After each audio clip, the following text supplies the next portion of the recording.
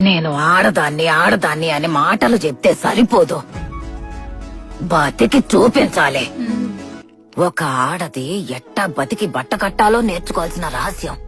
రోజు సంపాదించిన దుడ్డు ఖర్చులకు పోను, 5 10 అని రొంచెమైన జమ చేసి పెట్టినావంటే ఒక రోజు ఊహించని విధంగా ఏదో ఒకటి జరిగి ఉత్తి చేతులతో నిల్చోవలసి వచ్చినప్పుడు అన్ని రోజులు కష్టపడి ఒక్కో పైసా కూడబెట్టుకున్నదంతా ఎవ్వరి సహాయం కోసం ఎదురు చూడకుండా మనకు ఉపయోగపడతాది.